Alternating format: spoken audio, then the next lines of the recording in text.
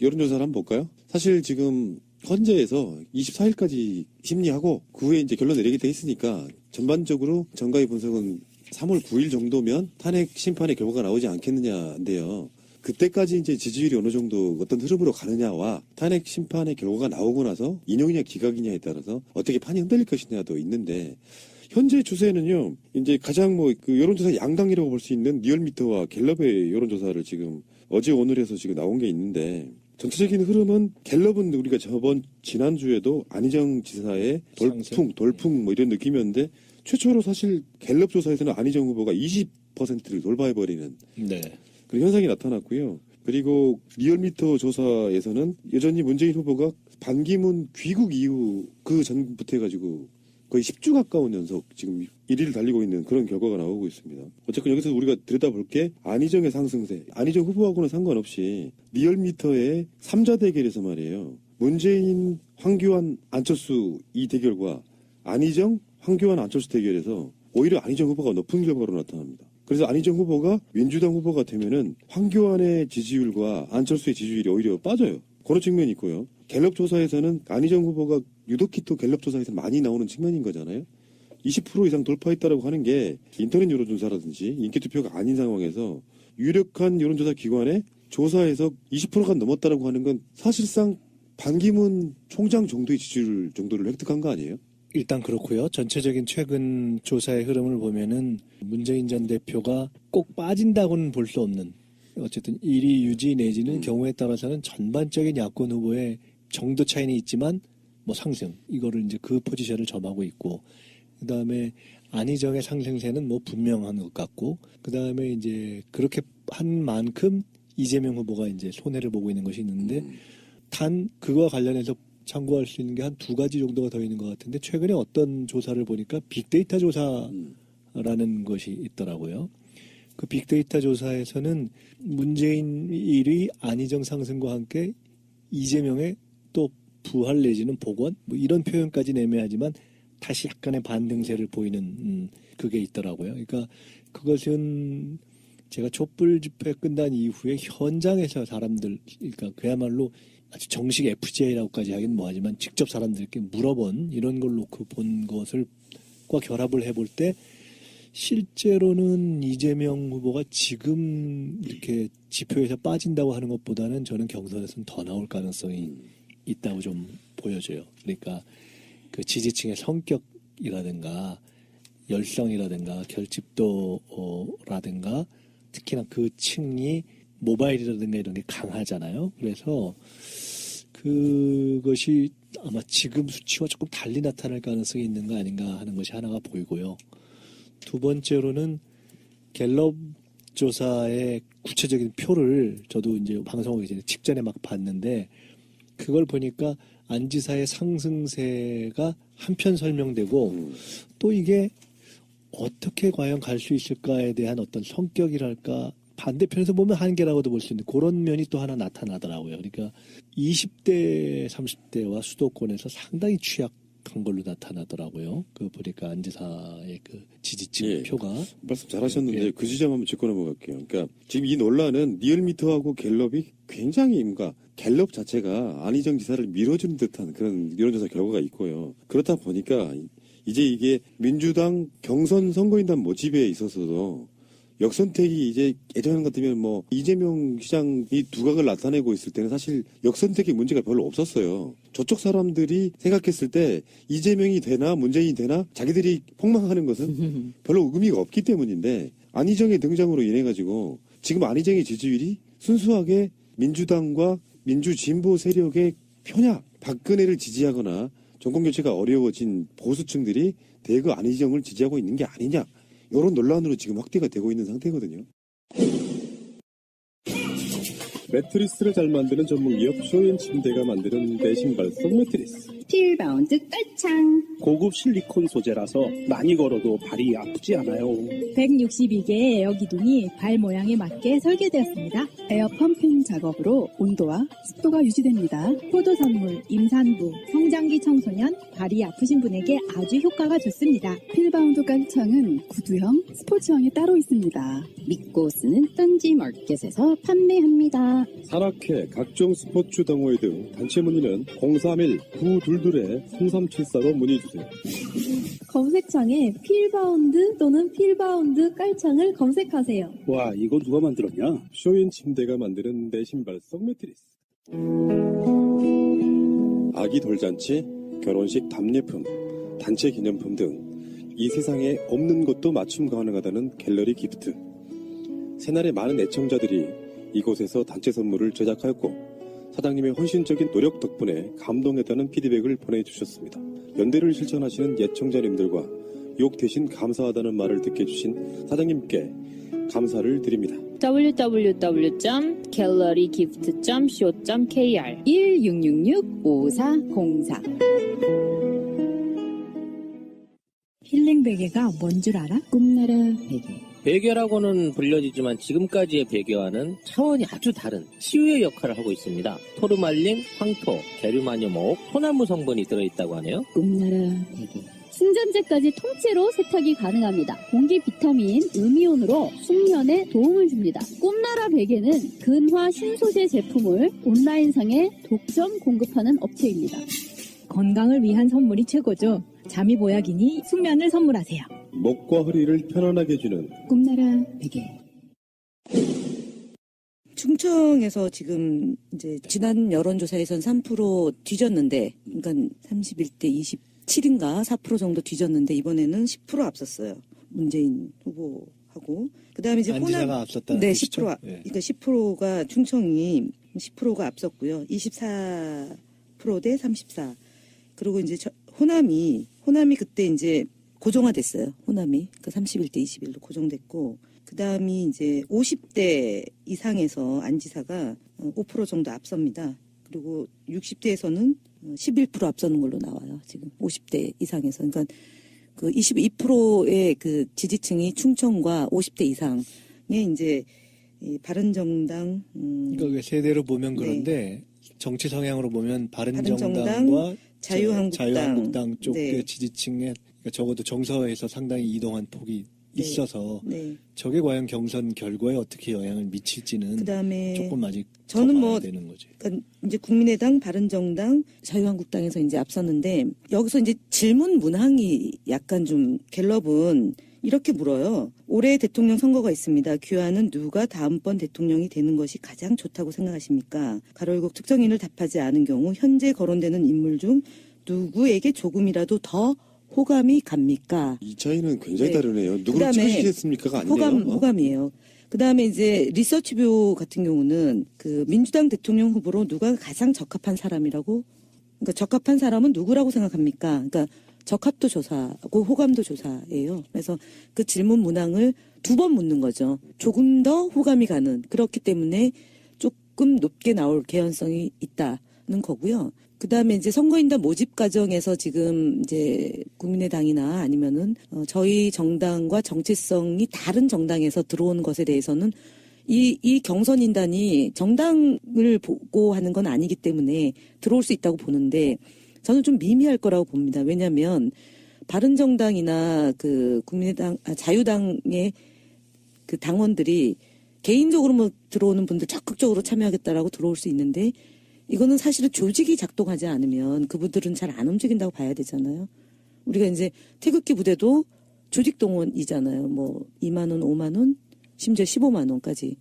그런 게 있을 때 이제 움직이는 분들이 대다수인데 선거인단을 모집한다고 치면 거기에 이제 그 지역위원장이나 아니면은 그쪽 정당에 소속되어 있는 기초의원이나 광역의원들이 활동을 해야지 가능하잖아요. 동네에서. 제가 다른 방송에서 제가 그런 말을 한 적이 있는데 역선택이라고 하는 정도로 규모가 크려면요. 일단 소문은 안 나기 어렵고요. 그렇죠. 어떻게든 소문이 나고요. 네. 그 소문 때문에라도 뭔가 위기감 느끼면 지지자들이 더 오고요. 결국은 네. 그게 흥행으로 연결이 네. 되는 건데 아무리 많이 동원해도 1만, 2만 넘어가기 힘듭니다. 그러니까요. 만약에 50만 정도 모아가지고 후보를 갈아치울 정도로 대세를 바꾼다고 하는 것은 사실상 그것은 불가능하다고 보는 게 네, 맞습니다. 저도 뭐 거기에 동의합니다. 역선택이 어떤 것의 결정에 미치는 영향 때문이 아니라 역선택 논란이 문제가 된다고 생각을 해요. 문 후보가 되시던 아니면 안 후보가 되시던 이 후보가 되시던 누가 돼도 지지하지 않았던 분들 같은 경우에는 역선택 때문에 된 거 아니냐라는 어떤 그런 거, 그건 또 아니다라는, 그러니까 역선택이란 단어 하나 때문에 벌어지고 시끄러운 일들이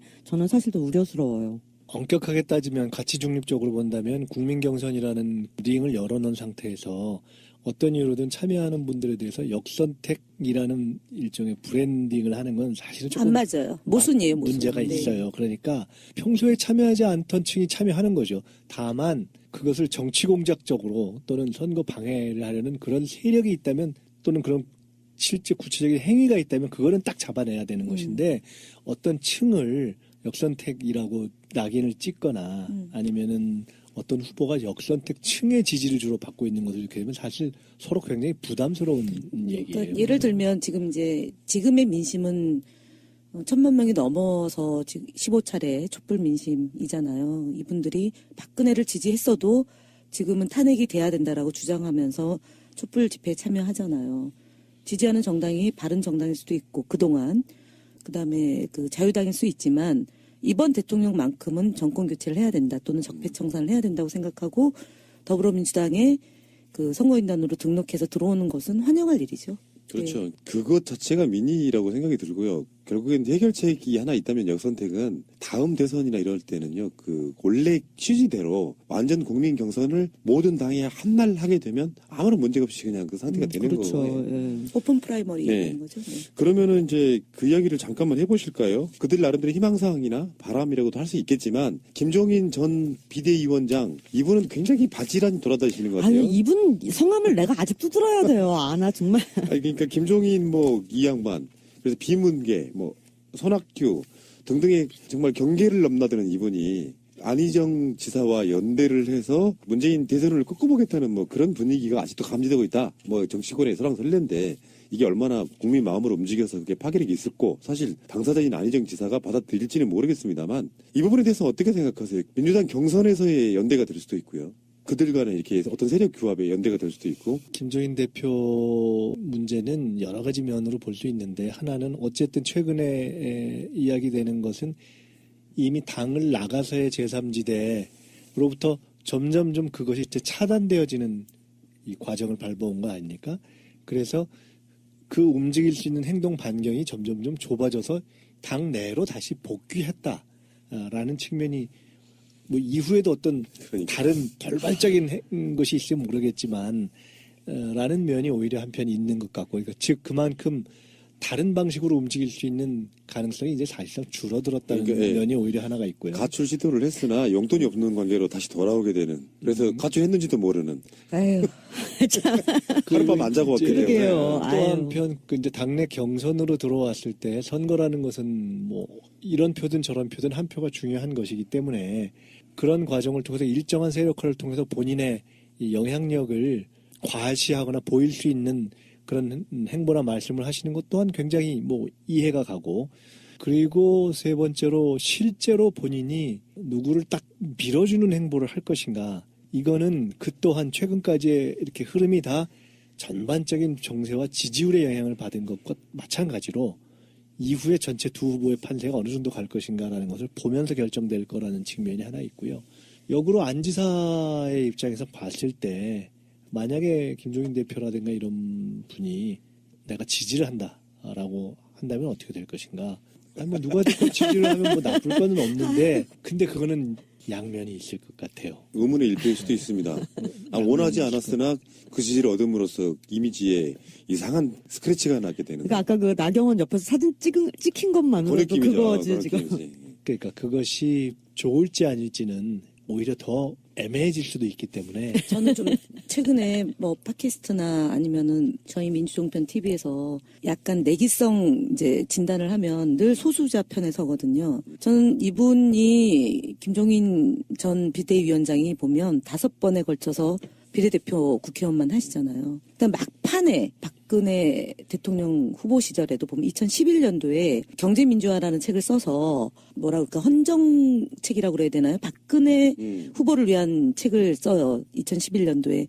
그 책이 정말 졸속이다라는 걸 제가 페이지를 보면 54쪽에 있는 글이 뭐 210페이지에 그대로 실린다거나 이런 식의 이제 책인데 거기에 준비된 여성 대통령이라는 네이밍이 있고요. 그 다음에 이제 대통령이 갖춰야 될 자격 요건, 그래서 뭐 몇 가지 딱 했는데 그게 이제 박근혜 후보를 위한 그 맞춤형 내용이에요. 그래서 이번에 14일 날 24명의 의원단과 만찬을 하고 그리고 이제 그때 나온 얘기들을 보면 긍정적인 뉘앙스의 얘기를 하잖아요. 그래서 저는 그래서 어쨌든 안 지사한테 이쪽 문 후보가 조금 뭐 진보성 또는 이제 세대로 보면은 젊은 층 그다음에 전국적으로 고른 지지를 받고 있는 반면에 그 안희정 지사가 받고 있는 지지층을 보강해주는 지난번 총선에서 얘기했던 이 중도층 아까 얘기했던 정권 교체를 갈망하는 중도층의 표심을 자극하는 형태로 가서 이제 좀 도움을 받고 그다음에 막판에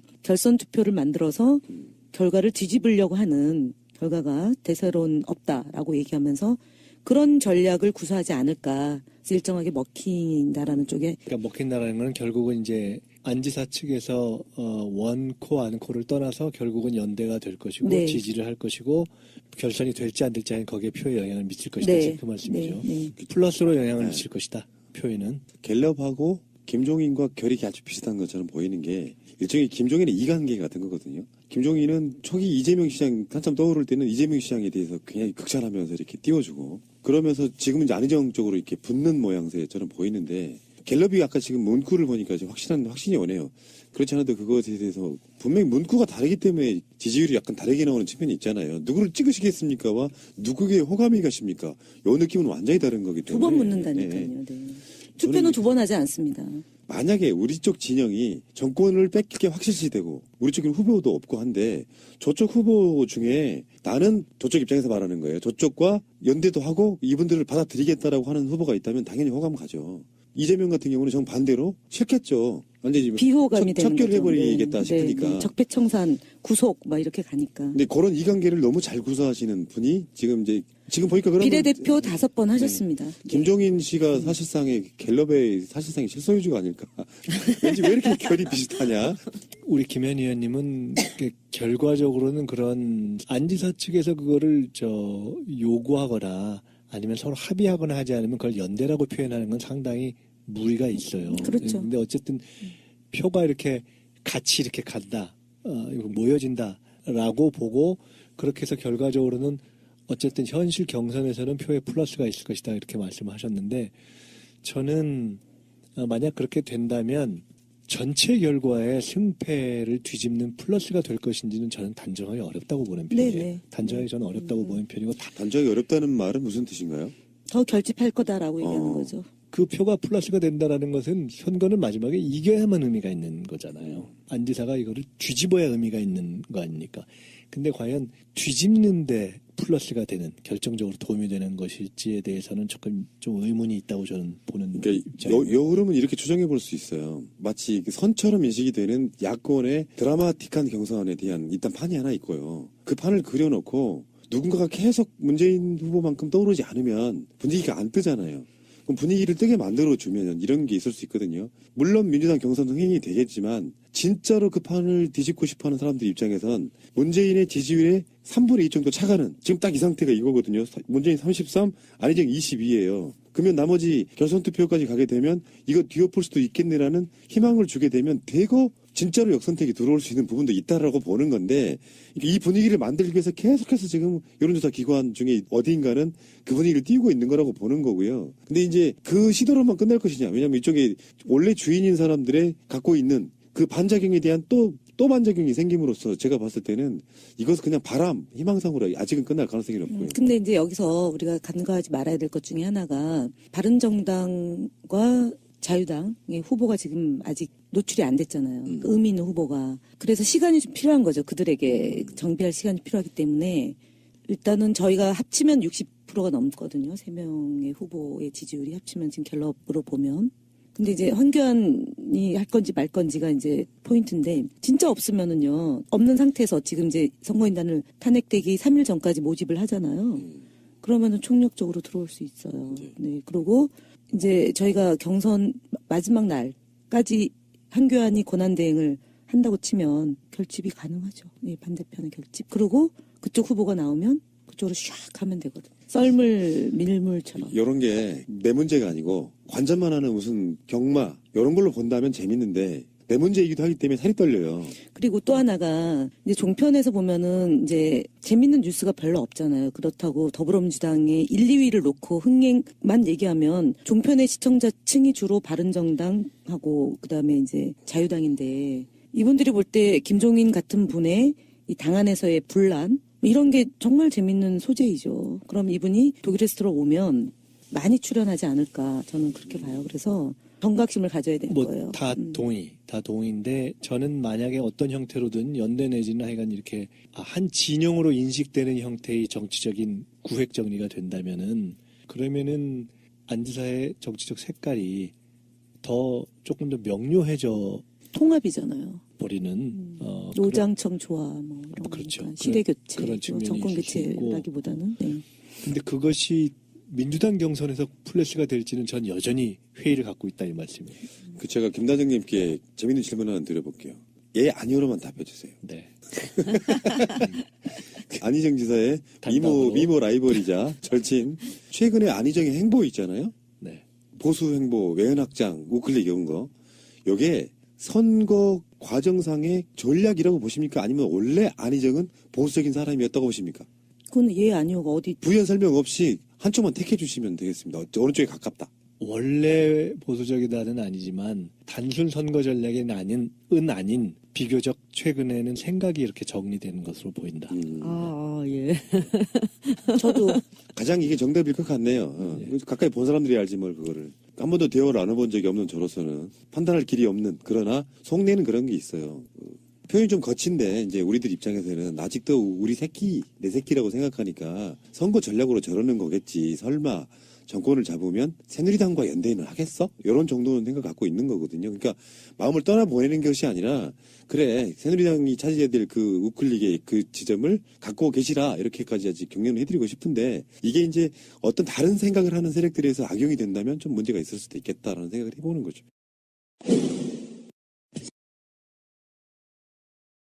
민주당 경선이 지금 녹음하는 현재 시점에서는 어느 정도 모집이 돼 있나요? 25만, 27만 그러니까 오늘 아침 지금 대의원 권리당원 포함. 네, 19만을 빼고 그러니까 지금 실제로 첫날 이게 뭐 여러 가지 얘기가 있었던 게 너무 전화가 많이 첫날 걸려와서 그랬던 것 같아요. 한 70만 통 정도가 걸려왔다는 것 같아요. 그래서 첫날, 둘째 날, 셋째 날까지도 일단 전화 걸면 이게 안 되고 너무 오래 기다리고 해서 지금 아주 그 불만의 소리가 큰데 실제 설계한 분들 얘기를 들어보니까 그러니까 2012년에는 88만이었나요? 120만이었나요? 어떤 게 정확한 숫자는 모르겠는데 2012년도요? 네.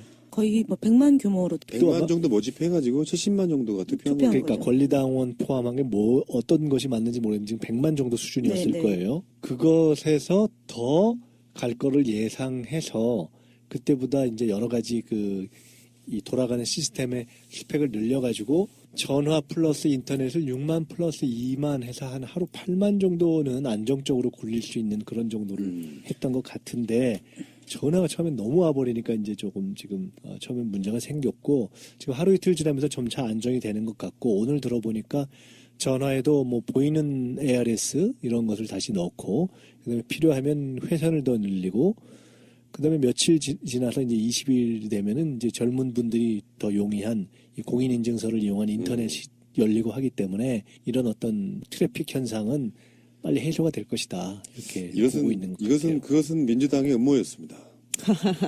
개업을 했어요. 손님 모으려고. 개업을 했는데 개업하는 날 대기표 갖고 줄을 미어 터져야지. 당장 가서 먹을 수 있으면 그건 개업발이 아니니까 그렇죠. 민주당 입장에서는 개업 날은 막 다운되고 전화 안 받고 해. 일부러 그게 애타게 돼야 이게 만들어요. 화제가 되는 거죠. 사실상의 결승인 민주당 경선이 선거인단 참여하려고 했더니 전화 잘 받아주더라. 요거는 흥행성 없습니다. 막 몇 시간 동안 애달게 해가지고 해야지 막 감사한 마음으로 야, 저 됐어요. 그러고. 실제로 그날 9만 정도가 집중해서 막 들어오니까 이제 왜 1번으로 하겠다, 뭐 선거인단 1번으로 본인이 신청하겠다라고 의혹을 갖고 있던 분들이 일순간에 들어오니까 완전 진짜 다운된 거예요. 아, 들어보니까 그날 그 전화 왔던 것을 분석을 해보니까 그거 어떻게 하는지 모르겠는데 그 하는 분들 중에는 이제 선수들이 있어가지고 한 번호가 700번 전화가 온 게 있다나? 그러니까 계속 걸릴 때까지 그런 경우가 있었다는 거예요. 어플 깔았나 보네. 그래서 계속 못 걸린 전화 계속 걸리게 하는, 걸릴 때까지 걸리게 하는. 권리당원 분들은 어찌 됐건 간에 투표 자격이 있는 거잖아요. 근데 그날 권리당원 분들이 그렇게 몰려가셔가지고, 그러니까 이를테면 그거 아니야. 그 사장님 가족분들이 오셔가지고 진치고 앉아 계시는 거 아니에요 지금? 아니 그건 아니에요. 아니 그게 아니고 권리당원이 한 거는 아니고 권리당원은 미리 입력이 돼 있으니까 그건 집어넣고 그 숫자까지를 합산한 거예요. 그 선거인단이잖아요. 네, 그런데 그러니까 순수하게 그날 짜장면집 와서 줄 선 분들만 얘기한 거예요. 그 지금. 권리당원들이 전화했었을 수는 있어요. 왜냐하면은 이분들은 굉장히 이제 좀 집요하고 그다음에 꼬치꼬치 따지는 분이잖아요. 그래서 자기가 선거인단인지 아닌지를 확인하기 위해서 연락하신 분도 분명히 있을 거라고 저는 봅니다. 그러면 만약에 다음 대선 완전한 오픈 프라이머리를 각 정당별로 해서 하는 게 마땅해요? 아니면은 오히려 정반대로 진선당원의 숫자를 예전에 광화문 나와서 어떤 정치인하고 잠깐 이야기를 했는데 그분 생각은 그거예요. 민주당 진성당원이 200만쯤 되면 무서울 게 없을. 그 어느 쪽이 더 마땅하다고 생각하세요? 점점점 만약에 당원의 숫자가 늘어간다면 원래는 당원 비중을 이렇게 좀 잡아주는 게 맞죠. 그러니까 이제 국민이 참여하는 게 70%라면 당원, 권리당원, 대의원 포지셔닝을 조금 뭐 30%, 7대3 이렇게 가는 게 맞는 것 같아요. 만약에 민주당 당원이 500만쯤 되고요. 그중에 투표율이 한 50%쯤 나오는 그 지경이라면 안 해도 되잖아요. 오픈 프라이머리는 저는 못한다고 봅니다. 왜냐하면은 각 당에 처해진 조건이 다르기 때문에 같은 날 예를 들어 저희 같은 경우는 당원 당규상 대선 6개월 전에 후보를 뽑도록 되어 있잖아요. 못을 박아놨잖아요. 근데 지금처럼 이합집산되고 정치권이 문제가 생기는데 당도 없어지기도 하고 또 새로운 창당도 하기도 하고 그러는데 그 정당의 일정을 맞추어서 안정적인 정당은 6개월 전에 후보를 뽑도록 되어 있는데 불안정한 정당에서 6개월 전에 어떻게 후보를 선출합니까? 당명이 지금처럼 자주 바뀌고 당의 수명이 3년이 가지 않는 상황에서 오픈 프라이머리를 하게 되면은 이게 과연 잘 될까 이런 의문을 많이 가졌어요. 미국처럼 한 당이 뭐 몇십 년 쭉 가고 이런 그래서 그 당은 뭘 해도 어떤 것을 기준으로 해서 하겠다라는 게 머릿속에 이미 다 들어있는 상황이라면은 선택이 어쩌니 뭐가 어쩌니 이런 논란도 안 휩쓸리겠지만 지금 우리나라는 그거부터 조금 잘 됐으면 좋겠어요. 특히 근데 지금 민주당 같은 경우에. 민주당 오픈 프라이머리가 주는 효과가 있어요. 뭐냐. 처음으로 시작하는 민주당의 완전 국민 경선이 진짜 대박 내는 거예요. 최소한 200만에서 300만이 모였다고 칩시다. 새누리당이나 바른정당이나 국민의당이나 등등의 당들은 어떻게 할 것인가? 오픈 프라이머리로 할 것인가? 당원들끼리만 할 것인가? 이런 딜레마가 있을 거 아니에요. 그렇죠. 그래서 국민이 참여해가지고 규모 차이가 이렇게 나버리면 거기서 상대 비교가 분명히 되는 근데 거고. 지금 이제 정당 이제 2023년이 이제 20대 대통령 뽑는 선거잖아요. 근데 저는 어떻게 전망하냐면은 지금 자유당은요 자유당에서 탈당하면 지역위원장을 바로 뽑아요. 그러니까 이 당은 다음 총선을 대비하는 박근혜 지역위원장이 정당인 거죠. 탈당하면? 네, 국회의원이 탈당하거나 지역위원장이 탈당하면. 그런데 지금 바른정당은 뭘 하나를 결정을 못한답니다. 국회의원이 40명이 채 안 되는데 헤매고 있죠. 매우 안정이 안 된 정당이기 때문에 이 정당이 다음번 2022년에 치러질 총선에서 정당으로 존재할지 안 할지도 모르는 거예요. 그렇게 되면은 사실은 저는 정권교체 적폐청산의 화두와 그다음에 더불어민주당에 뽑히는 예를 들어 대통령이 이제 집권을 안정적으로 한다, 잘한다고 치면 다음 대선 2023년이 개헌이 됐을 때 또 마찬가지로 대선이 2023년 2월경 치러지는 대선이잖아요. 그러면은 저희가 이제 6개월 전에 대선 후보를 뽑으면 8월 정도에 이제 대선 후보를 확정을 지어야 되면은 4월경부터 경선을 치른다고 가정을 한다. 2022년 4월 총선이 끝나면서 바로 경선에 들어가는 거예요. 그리고 이제 후보를 뽑기 때문에 4월 총선의 결과가 어떻게 될 건가 뭐 심판론이라고 얘기를 하는데 저는 심판론보다는 한 번 더 집권을 해서 대한민국을 정말 반석 위에 올려놔야 된다라는 생각을 갖는 60대 중반까지의 개혁성, 진보성이 보장되는 총대선이다라고 보거든요. 네. 미래를 엄청나게 내다보시고 계시네요, 제가 지금. 저렇게 앞날을 멀리 내다보고 계시는 특권님을 모시고 있는 특보 그러니까요. 단장입니다. 자랑스러우시겠습니다. 정치인들은 수를 생각해야 돼요. 저는 장기전을 별로 생각 안 하고 단기, 중단, 중단기전만 생각해왔던 사람인데 최근에 백수로 있다 보니까 그렇죠. 약간 한 발 뺀 상태로 지금 생각이 많아지죠. 예, 한 발 뺀 상태로 대한민국을 100가지 수를 보거든요. 내다보게 된 거지. 그래서 지금 조급하게 정치하는 것 저는 폭망한다고 보고요. 그다음에 두 번째는 더불어민주당이 추미애 대표를 뽑아서 운영하는 당, 그래서 여성성이 굉장히 중요하다 저는 봅니다. 근데 최근에 이런 캠프의 움직임을 보면 박근혜 대통령이 여성 대통령이라고 생각하는 것 같아요. 착각하는 것 같아요. 그래서 여성의 포지셔닝을 굉장히 무시해도 되는 형태로 지금 캠프들을 운영하는데 후회할 겁니다. 저는 그렇게 보고요. 그래서 지금 계속 주목하고 있는 것이 캠페인에서 여성의 포지셔닝을 어떻게 배치하고 있는지를 제가 아주 눈여겨보고 있어요. 그래서 지금 특보단장님이 고민해야 될 지점은 선대위 구성할 때 50대 50으로 안 하면은 저한테 굉장히 많은 지적을 받게 될 거라는 점을 이 자리에서 강조해요. 이명박근혜 정권에서 여성이 없어요.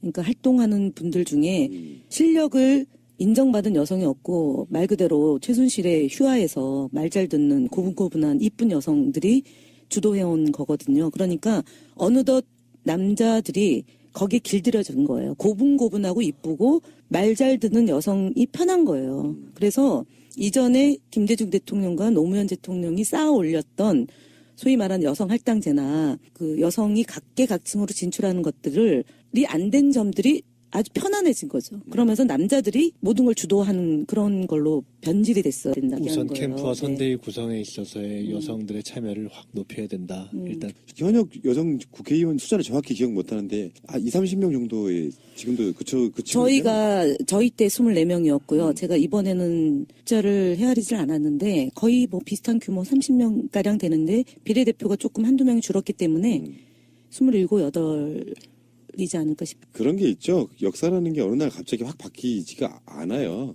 그런 측면에서 바꿔야겠다는 어떤 목적성이 있는 게 중요하고요. 그리고 민주당도 장기적으로는 보수 진보 진영에 놓여 있지만 사실 애매한 포지션이 중도 정도에 놓여 있거나 또는 심하면 보수라고 바라보는 분들 있잖아요. 근데 이제 민주당이 바라는 대로 확실한 양당제처럼 가려면 포지셔닝을 정권을 잡고 안정된 뒤에는 더 진보 쪽으로 가져야 되는 게 저는 맞다고 생각을 하거든요. 그래서 재미있는 일화가 있는데요. 노무현 대통령이 이제 핀란드를 방문했을 때 핀란드가 당시 여성 대통령이었어요. 그러니까 이제 그때 여성 대통령인 그 핀란드 대통령이 노무현 대통령한테 장관의 여성의 숫자가 몇 명입니까? 말을 못했어요. 답변을 못했어요.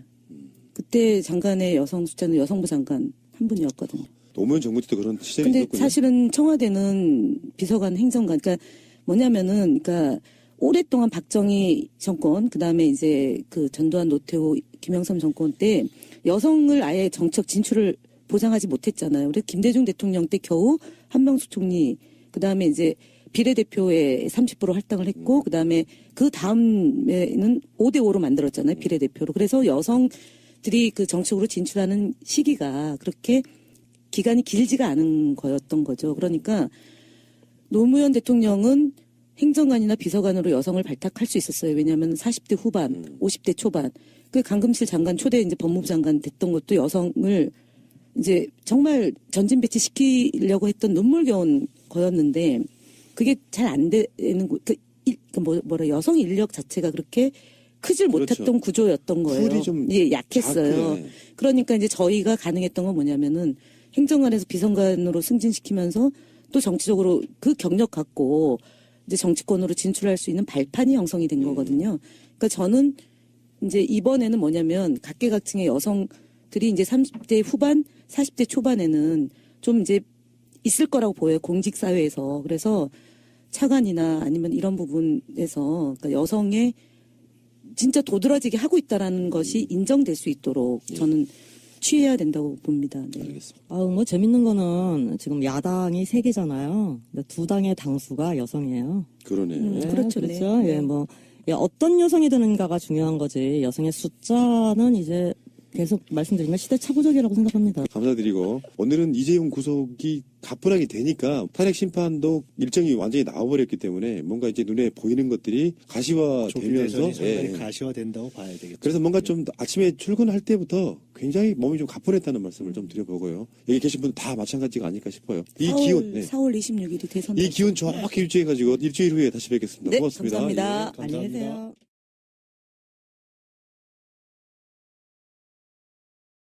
과 결합을 해볼 때 실제로는 이재명 후보가 지금 이렇게 지표에서 빠진다고 하는 것보다는 저는 경선에서는 더 나올 가능성이 있다고 좀 보여져요. 그러니까 그 지지층의 성격이라든가 열성이라든가 결집도라든가 특히나 그 층이 모바일이라든가 이런 게 강하잖아요. 그래서 그것이 아마 지금 수치와 조금 달리 나타날 가능성이 있는 거 아닌가 하는 것이 하나가 보이고요.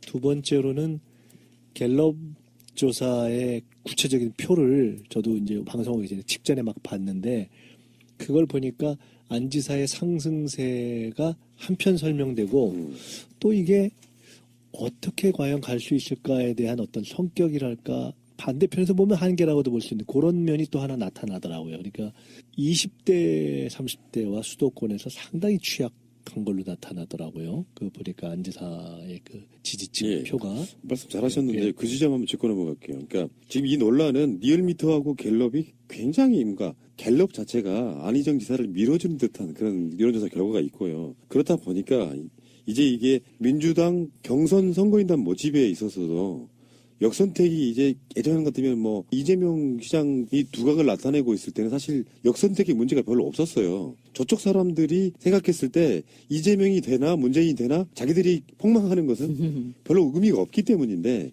안희정의 등장으로 인해 가지고 지금 안희정의 지지율이 순수하게 민주당과 민주진보 세력의 편향, 박근혜를 지지하거나 정권교체가 어려워진 보수층들이 대거 안희정을 지지하고 있는 게 아니냐. 이런 논란으로 지금 확대가 되고 있는 상태거든요. 매트리스를 잘 만드는 전문 기업 쇼인 침대가 만드는 내 신발 속 매트리스. 필바운드 깔창. 고급 실리콘 소재라서 많이 걸어도 발이 아프지 않아요. 162개의 에어 기둥이 발 모양에 맞게 설계되었습니다. 에어 펌핑 작업으로 온도와 습도가 유지됩니다. 포도 선물, 임산부, 성장기 청소년, 발이 아프신 분에게 아주 효과가 좋습니다. 필바운드 깔창은 구두형, 스포츠형이 따로 있습니다. 믿고 쓰는 딴지 마켓에서 판매합니다. 산악회, 각종 스포츠 동호회 등 단체 문의는 031-922-3374로 문의주세요. 검색창에 필바운드 또는 필바운드 깔창을 검색하세요. 와, 이거 누가 만들었냐? 쇼인 침대가 만드는 내 신발 속 매트리스. 아기 돌잔치, 결혼식 답례품, 단체 기념품 등 이 세상에 없는 것도 맞춤 가능하다는 갤러리 기프트. 새날의 많은 애청자들이 이곳에서 단체 선물을 제작하였고 사장님의 헌신적인 노력 덕분에 감동했다는 피드백을 보내주셨습니다. 연대를 실천하시는 예청자님들과 욕 대신 감사하다는 말을 듣게 해주신 사장님께 감사를 드립니다. www.gallerygift.co.kr 1666-5404 힐링 베개가 뭔 줄 알아? 꿈나라 베개. 베개라고는 불려지지만 지금까지의 베개와는 차원이 아주 다른 치유의 역할을 하고 있습니다. 토르말린, 황토, 게르마늄, 소나무 성분이 들어있다고 하네요. 꿈나라 베개. 신전제까지 통째로 세탁이 가능합니다. 공기 비타민, 음이온으로 숙면에 도움을 줍니다. 꿈나라 베개는 근화 신소재 제품을 온라인상에 독점 공급하는 업체입니다. 건강을 위한 선물이 최고죠. 잠이 보약이니 숙면을 선물하세요. 목과 허리를 편안하게 해주는 꿈나라 베개. 충청에서 지금 이제 지난 여론조사에선 3% 뒤졌는데, 그러니까 31대 27인가 4% 정도 뒤졌는데 이번에는 10% 앞섰어요. 문재인 후보하고. 그다음에 이제 안지사가 앞섰다는 네, 뜻이죠? 10%. 예. 그러니까 10%가 충청이 10%가 앞섰고요. 24%대 34. 그리고 이제 호남이 그때 이제 고정화됐어요. 호남이. 그러니까 31대 21로 고정됐고, 그 다음이 이제 50대 이상에서 안지사가 5% 정도 앞섭니다. 그리고 60대에서는 11% 앞서는 걸로 나와요. 지금 50대 이상에서. 그러니까 그 22%의 그 지지층이 충청과 50대 이상의 이제 이 바른정당 그러니까 세대로 보면 네. 그런데 정치 성향으로 보면 바른정당, 바른정당과 자유한국당 쪽 네. 지지층에 그러니까 적어도 정서에서 상당히 이동한 폭이 네. 있어서 네. 저게 과연 경선 결과에 어떻게 영향을 미칠지는 그다음에 조금 아직 저는 더 뭐 봐야 되는 거지. 그러니까 이제 국민의당, 바른정당, 자유한국당에서 이제 앞섰는데 여기서 이제 질문 문항이 약간 좀 갤럽은 이렇게 물어요. 올해 대통령 선거가 있습니다. 귀하는 누가 다음번 대통령이 되는 것이 가장 좋다고 생각하십니까? 가로열고 특정인을 답하지 않은 경우 현재 거론되는 인물 중 누구에게 조금이라도 더 호감이 갑니까? 이 차이는 굉장히 여론조사를 한번 볼까요? 사실 지금 헌재에서 24일까지 심리하고 그 후에 이제 결론 내리겠다 했으니까 전반적으로 정가의 분석은 3월 9일 정도면 탄핵 심판의 결과가 나오지 않겠느냐인데요. 그때까지 이제 지지율이 어느 정도 어떤 흐름으로 가느냐와 탄핵 심판의 결과가 나오고 나서 인용이냐 기각이냐에 따라서 어떻게 판이 흔들릴 것이냐도 있는데 현재 추세는요. 이제 가장 뭐 그 여론조사 양당이라고 볼 수 있는 리얼미터와 갤럽의 여론조사를 지금 어제 오늘 해서 지금 나온 게 있는데 전체적인 흐름은 갤럽은 우리가 지난주에도 안희정 지사의 돌풍 뭐 이런 느낌이었는데 최초로 사실 갤럽 조사에서는 안희정 후보가 20%를 돌파해버리는 네. 그런 현상이 나타났고요. 그리고 리얼미터 조사에서는 여전히 문재인 후보가 반기문 귀국 이후 그 전부터 해가지고 거의 10주 가까운 연속 지금 1위를 달리고 있는 그런 결과가 나오고 있습니다. 어쨌든 여기서 우리가 들여다볼 게 안희정의 상승세, 안희정 후보하고는 상관없이 리얼미터의 3자 대결에서 말이에요. 문재인, 황교안, 안철수 이 대결과 안희정, 황교안, 안철수 대결에서 오히려 안희정 후보가 높은 결과로 나타납니다. 그래서 안희정 후보가 민주당 후보가 되면은 황교안의 지지율과 안철수의 지지율이 오히려 빠져요. 그런 측면이 있고요. 갤럽 조사에서는 안희정 후보가 유독히 또 갤럽 조사에서 많이 나오는 측면인 거잖아요. 20% 이상 돌파했다라고 하는 게 인터넷 여론조사라든지 인기투표가 아닌 상황에서 유력한 여론조사 기관의 조사에서 20%가 넘었다라고 하는 건 사실상 반기문 총장 정도의 지지율 정도를 획득한 거 아니에요? 일단 그렇고요. 전체적인 최근 조사의 흐름을 보면은 문재인 전 대표가 꼭 빠진다고는 볼 수 없는 어쨌든 1위 유지 내지는 경우에 따라서는 전반적인 야권 후보의 정도 차이는 있지만 뭐 상승 이거를 이제 그 포지션을 점하고 있고 그다음에 안희정의 상승세는 뭐 분명한 것 같고 그다음에 이제 그렇게 한 만큼 이재명 후보가 이제 손해를 보고 있는 것이 있는데 단 그거와 관련해서 참고할 수 있는 게 한 두 가지 정도가 더 있는 것 같은데 최근에 어떤 조사를 보니까 빅데이터 조사라는 것이 있더라고요. 그 빅데이터 조사에서는 문재인 1위 안희정 상승과 함께 이재명의 또 부활 내지는 복원 뭐 이런 표현까지 애매하지만 다시 약간의 반등세를 보이는 그게 있더라고요. 그러니까 그것은 제가 촛불 집회 끝난 이후에 현장에서 사람들 그러니까 그야말로 아주 정식 FGA라고까지 하긴 뭐하지만 직접 사람들께 물어본 이런 걸 놓고 본 것을 선택이라고 낙인을 찍거나 아니면은 어떤 후보가 역선택층의 지지를 주로 받고 있는 것을 이렇게 되면 사실 서로 굉장히 부담스러운 얘기예요. 그러니까 예를 들면 지금의 민심은 1,000만 명이 넘어서 지금 15차례 촛불 민심이잖아요. 이분들이 박근혜를 지지했어도 지금은 탄핵이 돼야 된다라고 주장하면서 촛불 집회에 참여하잖아요. 지지하는 정당이 바른정당일 수도 있고 그동안 그다음에 그 자유당일 수 있지만 이번 대통령만큼은 정권 교체를 해야 된다 또는 적폐청산을 해야 된다고 생각하고 더불어민주당에 그 선거인단으로 등록해서 들어오는 것은 환영할 일이죠. 그렇죠. 네. 그것 자체가 민의라고 생각이 들고요. 결국엔 해결책이 하나 있다면 역선택은 다음 대선이나 이럴 때는요. 그 원래 취지대로 완전 국민 경선을 모든 당이 한 날 하게 되면 아무런 문제가 없이 그냥 그 상태가 되는 그렇죠. 거예요. 예. 오픈 프라이머리 되는 거죠. 네. 그러면은 이제 그 이야기를 잠깐만 해보실까요? 그들 나름대로 희망사항이나 바람이라고도 할 수 있겠지만 김종인 전 비대위원장 이분은 굉장히 바지런히 돌아다니시는 것 같아요. 아니 이분 성함을 내가 아직도 들어야 돼요. 아나 정말. 아니 그러니까 김종인 뭐 이 양반 그래서 비문계 뭐 손학규 등등의 정말 경계를 넘나드는 이분이 안희정 지사와 연대를 해서 문재인 대선을 꺾어보겠다는 뭐 그런 분위기가 아직도 감지되고 있다. 뭐 정치권의 설랑설레인데 이게 얼마나 국민 마음으로 움직여서 그게 파괴력이 있었고 사실 당사자인 안희정 지사가 받아들일지는 모르겠습니다만 이 부분에 대해서 어떻게 생각하세요? 민주당 경선에서의 연대가 될 수도 있고요. 그들 간에 이렇게 어떤 세력 규합의 연대가 될 수도 있고. 김종인 대표 문제는 여러 가지 면으로 볼 수 있는데 하나는 어쨌든 최근에 이야기되는 것은 이미 당을 나가서의 제3지대로부터 점점 좀 그것이 이제 차단되어지는 이 과정을 밟아온 거 아닙니까? 그래서 그 움직일 수 있는 행동 반경이 점점 좀 좁아져서 당 내로 다시 복귀했다라는 측면이 뭐 이후에도 어떤 다른 돌발적인 것이 있으면 모르겠지만 라는 면이 오히려 한편 있는 것 같고 그러니까 즉 그만큼 다른 방식으로 움직일 수 있는 가능성이 이제 사실상 줄어들었다는 면이 오히려 하나가 있고요. 가출 시도를 했으나 용돈이 없는 관계로 다시 돌아오게 되는 그래서 가출했는지도 모르는. 아유, 하룻밤 안 자고 왔기 때문에. 또 한편 이제 당내 경선으로 들어왔을 때 선거라는 것은 뭐 이런 표든 저런 표든 한 표가 중요한 것이기 때문에 그런 과정을 통해서 일정한 세력화를 통해서 본인의 이 영향력을 과시하려네요. 누구를 찍으시겠습니까가 아니에요. 호감이에요.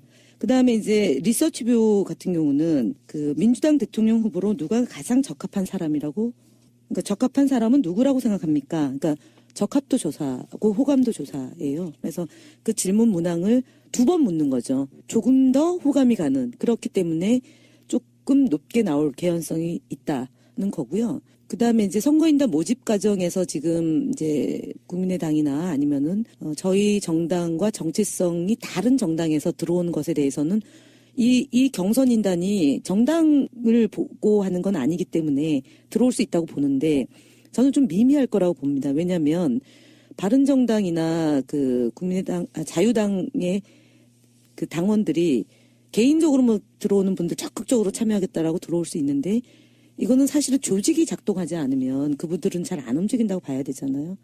우리가 이제 태극기 부대도 조직 동원이잖아요. 뭐 2만 원, 5만 원, 심지어 15만 원까지. 그런 게 있을 때 이제 움직이는 분들이 대다수인데 선거인단을 모집한다고 치면 거기에 이제 그 지역위원장이나 아니면은 그쪽 정당에 소속되어 있는 기초의원이나 광역의원들이 활동을 해야지 가능하잖아요. 동네에서. 제가 다른 방송에서 제가 그런 말을 한 적이 있는데 역선택이라고 하는 정도로 규모가 크려면요. 일단 소문은 안 나기 어렵고요. 그렇죠. 어떻게든 소문이 나고요. 네. 그 소문 때문에라도 뭔가 위기감 느끼는 지지자들이 더 오고요. 결국은 네. 그게 흥행으로 연결이 네. 되는 건데 아무리 많이 동원해도 1만, 2만 넘어가기 힘듭니다. 그러니까요. 만약에 50만 정도 모아가지고 후보를 갈아치울 정도로 대세를 바꾼다고 하는 것은 사실상 그것은 불가능하다고 보는 게 네, 맞습니다. 저도 뭐 거기에 동의합니다. 역선택이 어떤 것의 결정에 미치는 영향 때문이 아니라 역선택 논란이 문제가 된다고 생각을 해요. 문 후보가 되시던 아니면 안 후보가 되시던 이 후보가 되시던 누가 돼도 지지하지 않았던 분들 같은 경우에는 역선택 때문에 된 거 아니냐라는 어떤 그런 거, 그건 또 아니다라는, 그러니까 역선택이란 단어 하나 때문에 벌어지고 시끄러운 일들이